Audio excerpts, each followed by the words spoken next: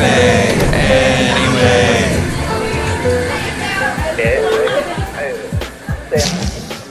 Mike's Daily Podcast. Welcome to FF episode 1552. I'm Mike Matthews, broadcasting from Café Anyway, located somewhere in Podcastro Valleymont. Today, we hear from Madame Rootabega, Valentino, Bison Bentley.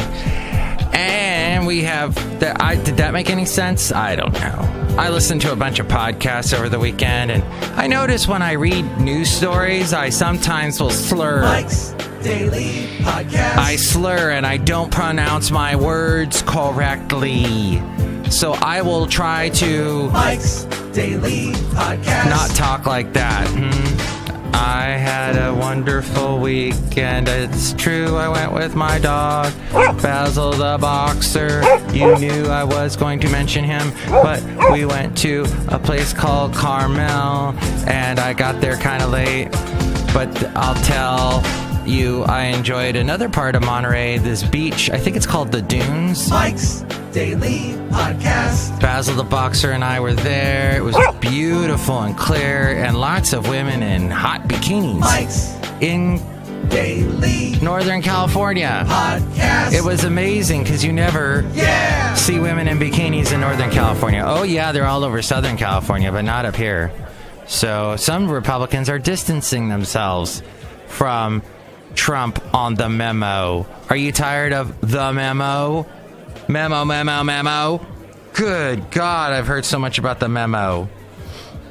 I have to talk like Trump now when he says, I say it's better to get along with Russia than not. Well, he wants to get along with... Oh, wait, Trey Gowdy. Trey Gowdy had something to say. What did Trey Gowdy say? Oh, we'll find out in a moment. Hey, look who walked in. Hello, Michael Bison, Madame Rootabega. I was in your cartoon on the Friday show. Oh, you were. We were talking. You were holding a groundhog. How was that? Don't drive angry. That's all I remember from that movie. I block out that movie. I hate repetitive, like that one with the Tom Cruise, and he keeps living the same day over and over again with Emily Blunt, which I wouldn't mind spending every day with Emily Blunt. Emily Blunt looks rather nice. Oh, something happened to me. Look who else walked in. Jumping all over the place. I'm like one of those beans that jumps around. I don't know what I'm talking about. Look who walked in. Hello there, Mike. This is Valentino, the parking attendant. And this is Bison Bentley. Do you know that? Yes. And here's today's podcast picture. Those are characters that just popped in to say hello to you, listener of this show, podcast listener. Well, maybe I'll go with this podcast picture. Okay, yeah, this is from Monterey, and it's a beautiful day in Monterey, and there was the seagulls were flying, and there was what do you call it? The tourists everywhere, and oh, there they were. It was a beautiful day, and people, hey, that seagull stole my hat. And so nice. And, well, I enjoyed it with, once again, Basil the boxer. He barked at some of the seagulls, and it was fun. All right, I'm going to tell you what I did while I was down in Monterey. I had coffee with my ex-wife and got to see, I like to go and see her because she had a baby last year, and I like to see her beautiful daughter, Olivia, is almost 1 year old. And I wanted to stop by and say hi because she lives down there. So it was a cool trip because I got to see someone I used to be married to, and got to see the daughter that she brought into this world. And I didn't see her husband this time. He's recuperating from something, but he's doing okay. So I usually see him when I come down. He's a very nice guy. So that's how it is with Mike, because Mike even though he complains about just about every single thing on the planet, Mike Matthews does, and gripes, there are some things he does cherish friendships and tries to keep them going, and it's not like we're two very, we're smart human beings, and I hope we are smart human beings on this planet. And I heard a lot of stuff over the weekend it was kind of sensationalist stuff. You know, what's Trump saying about North Korea, blah, blah, blah. And we're just about to have the Olympics start on Friday, where I'm hoping for a little bit more, better angels, that cooler heads prevail, and that we have a good Olympics, and that we have, North Korea and South Korea getting along, and we should get along, and it's better to get along with Russia than not. I guess that's what Trump said. But back to the memo, now that's where cooler heads have not prevailed, and we got a very partisan rancor going on back and forth in politics, and I just get really... first off, my hypocrisy thing goes off in my head, a meter, and I hear people going on and on about the FBI, the Republicans going, FBI did this and that, and they're horrible, and they did this when they were applauding when Comey was investigating Hillary. Remember that, when he was investigating Hillary? Oh, he's going to find all kinds of stuff. And then he didn't find a bunch of stuff to lock her up as they wanted to do. So then they were like, the FBI doesn't work. Let's go after the FBI. Oh, the FBI is investigating Trump. The FBI sucks. So it's... we have to remember things like when I tried to check myself before I wreck myself. I'm not going to play that clip this time, but I just try to make sure that I'm not... When we're being hypocritical, it means we're not learning. We're not learning from where we've been. And I just want us to do that, to remember history and not revise it like our president tends to do. And he's always done. And, the whole Obama birther thing, that's what he was part of that. And he didn't even believe it when Obama he showed his frickin' birth certificate. He still was, it's a lie. And so that's the kind of guy our president is, and that's the kind of guy that half our country voted for, and they want. And so I just don't... I think we need to have cooler heads. I don't know if I should call this show Memo or Cooler, or Better, or Angels, or something. I always just go with the one word. But there is a fierce partisan battle over the Justice Department and its role in the Russian investigation, and I'm not going to try and slur... I'm going to try and not slur my words as I read this story. But I know when I start reading something, it makes your eyes glaze over. So I just want to read this to you and tell you we're in the second week. The Democrats are trying to persuade the House Intelligence Committee to release a 10-page rebuttal to the controversial Republican memo alleging surveillance abuse. There's the beautiful Andrea Tantaros. And they're trying to talk about her on this MSN Law and Crime something. They have an issue with Andrea. I have no issue with Andrea Tantaros. She's beautiful. And a very beautiful lady at Starbucks yesterday. I don't know what was going on, but so Saturday I went to Carmel, Monterey, and Basil ran on the beach, and it was wonderful. And we got to Carmel late, and the sun was setting, but I met these two wonderful ladies. I think one of them was married. They were from San Mateo. Very nice. And they took a picture of me with Basil. I'll probably have that picture later on in the week. But they were very nice, and we were talking about how the Bay Area has a lot of dog parks. And if you're a dog owner, that's awesome. But my point back to yesterday, Starbucks... Women never, ever look at me. I want you to know that.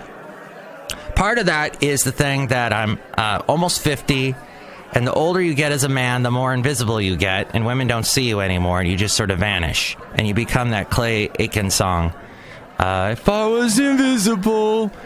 And, I don't mean to bring up famous gay pop singers, but I watched a thing about George Michael yesterday, on YouTube, as I watch a bunch of stuff on YouTube. And I watched something about the Smothers Brothers' last their last episode that they videotaped that never aired because is it David Steinberg was on there, the comedian, and he did this like a pretend sermon which was not blasphemous at all, but apparently CBS saw an advanced airing of the tape and they decided, nope, we're not gonna show it, and they fired the Smothers Brothers.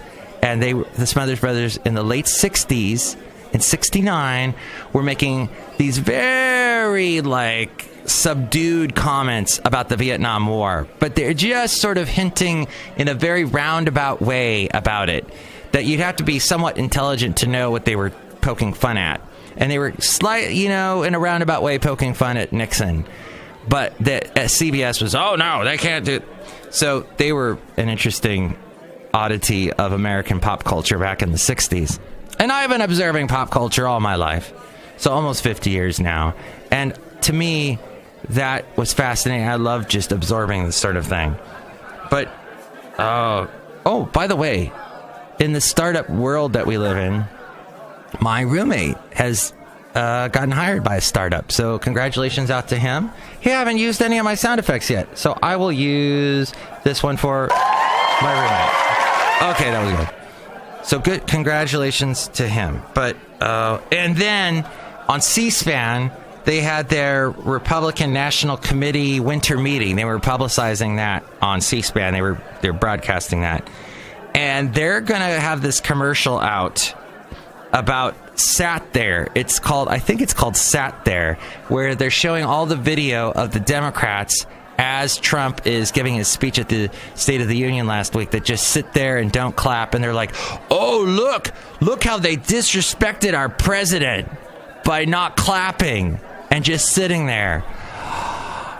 When I saw that commercial, once again, the hypocrisy, they completely disrespected Obama. All 8 years. Did everything they could to disrespect him, and they say that. I was just fuming. So expect to see that stupid commercial. And we're going through a sell-off now. We're going through a correction. It suddenly happened. The stock market got so freaking high, and now it's going to sell off, and now it's going to go down, and you're going to hear stock market's crashing, blah, blah, blah, blah, blah. And do not even buy into that. Or you might even want to buy into the stock market, because I guess stuff like it's going to be cheaper now to buy some of the stock that maybe you can even buy Amazon, because everybody's talking about over the past year, Amazon this, Amazon that. Oh, look, Kmart got Amazon, Target got Amazon, all these other, Sears got Amazon, JCPenney. So buy some Amazon. I don't know.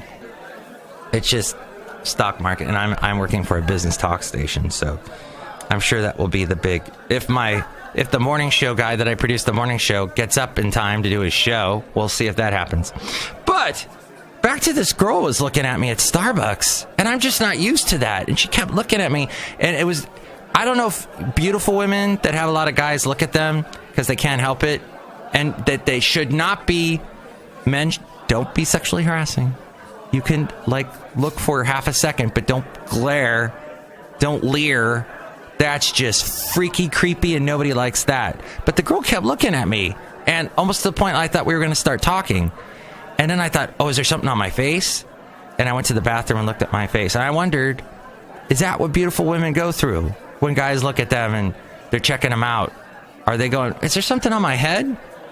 So I don't know. It felt it, and I didn't talk to her. She left before I could talk to her, and I didn't really know what to say at that point. But then later Mike, as I like to call him, later that day Mike, he came up with this really clever. I could have said to her something like, "Nice weather today," or "This Starbucks isn't that busy," or I could have said, hey, I do a podcast called Mike's Daily Podcast where I ranted about how Starbucks doesn't have furniture anymore, and oh my, nice comfortable furniture, and as I see right there is comfortable furniture, and I was wrong.